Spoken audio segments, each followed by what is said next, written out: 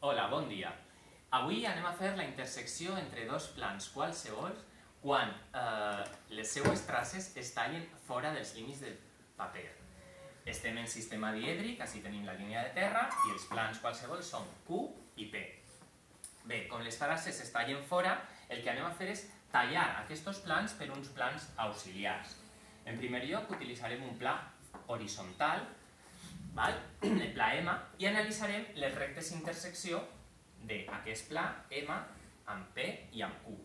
Aquí tindríem S2 i S1, i aquí tindríem R2, i paral·lela aquí a P1 i paral·lela a Q1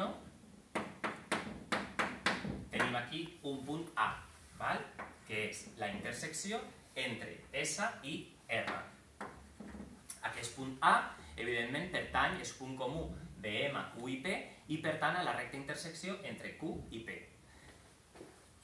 A sub 2, este seria A sub 1, i ara tenim aquí A sub 2, que evidentment té cota la mateixa que M2, ja que el pla horitzontal és projectant i qualsevol cosa que estiga contingut en ell sempre tindrà la seva projecció vertical dins de la traça vertical.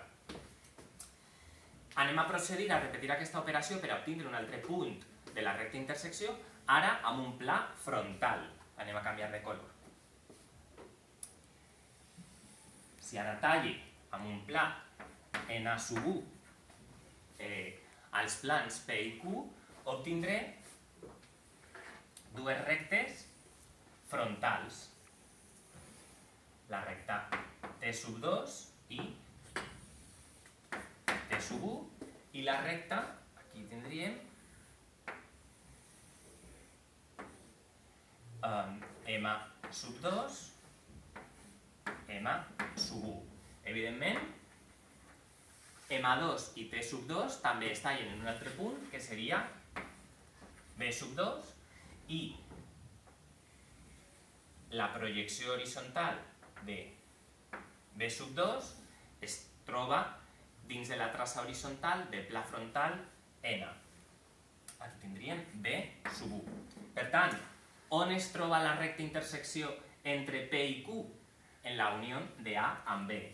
Aquesta recta seria I sub 2, i B sub 1 i A sub 1, esta recta, I sub 1, seria la projecció horitzontal de la recta intersecció.